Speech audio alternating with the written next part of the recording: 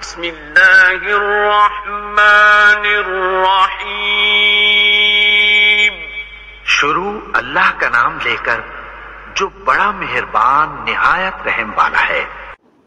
وہی ہے جس نے مسلمانوں کے دلوں میں سکون اور اطمینان ڈال دیا تاکہ اپنے ایمان کے ساتھ ہی ساتھ اور بھی ایمان میں بڑھ جائیں، اور آسمانوں اور زمین کے کل لشکر اللہ ہی کے ہیں، اور اللہ تعالیٰ دانا با حکمت ہے، تاکہ مومن مردوں اور عورتوں کو ان جنتوں میں لے جائے جن کے نیچے نہریں بہہ رہی ہیں۔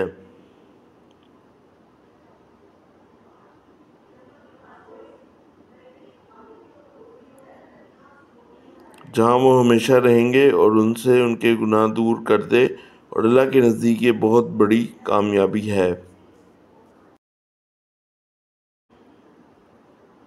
اور تاکہ ان منافق مردوں اور منافق عورتوں اور مشرک مردوں اور مشرک عورتوں کو عذاب دے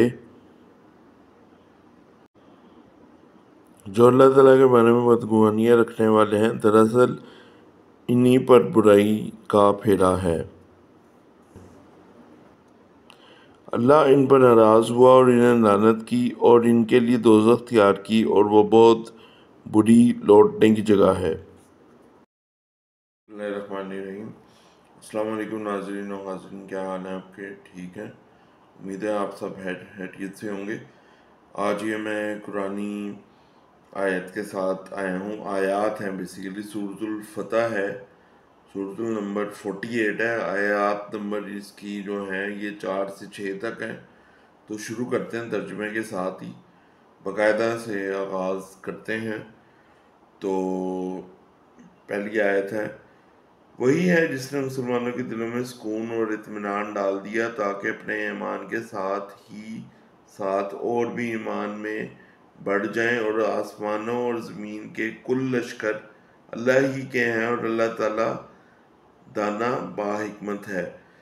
پہلی آیت میں اللہ تعالیٰ بتا رہا ہے مسلمانوں کے بارے میں کہ اللہ تعالیٰ نے ان کے دلوں میں سکون اور اطمینان ڈال دیا تاکہ اپنے ایمان کے ساتھ ہی ساتھ اور بھی ایمان میں بڑھ جائیں، یعنی کہ اللہ تعالیٰ بتا رہا ہے کہ میں نے ان کے دلوں میں ایمان سکون ڈال دیا ہے، ٹھیک ہے، اور اطمینان ڈال دیا ہے تاکہ اپنے جو ایمان ان کا میرے پہ ہے اس کے ساتھ ساتھ ان کا ایمان اور سکون بڑھے، اور یہ زیادہ ایمان میں طاقتور ہو جائیں۔ تو اللہ تعالیٰ دیکھیں اپنے بندے کے لیے کیا آسانیاں پیدا کر رہا ہے۔ پھر اس کے بعد اللہ تعالیٰ کی خصوصیت آ گئی ہے، آسمانوں اور زمین کے لشکر، کل لشکر، جتنے بھی لشکر ہیں وہ اللہ ہی کے ہیں، اور اللہ تعالیٰ دانا با حکمت ہے۔ یہ مسلمانوں کو ایک طرح سے اللہ تعالیٰ کی طرف سے اس وقت جو حالات تھے، جو وحی نازل ہوئی تھی، کفار کے اوپر تسلی دینے کے لیے بیسیکلی یہی ہوا تھا، کیونکہ لشکر اللہ تعالیٰ کے آنے تھے اور مدد اسی طرح آنی تھی۔ سورۃ الفتح میں یہی، اگر ہسٹری پڑھیں تو یہی ہے کہ اللہ تعالیٰ نے پھر مسلمانوں کو اطمینان اس طرح دیا کہ میرے ہی لشکر ہیں، تم ایمان لے آؤ اور ایمان پہ قائم رہو تو پھر میں مدد بھیجوں گا، ٹھیک ہے۔ آگے چلتے ہیں، 5 نمبر آیت ہے، تاکہ مومن مردوں اور عورتوں کو ان جنتوں میں لے جائے جن کے نیچے نہریں بہہ رہی ہیں، جہاں وہ ہمیشہ رہیں گے، اور ان سے ان کے گناہ دور کر دے، اور اللہ کے نزدیک یہ بہت بڑی کامیابی ہے۔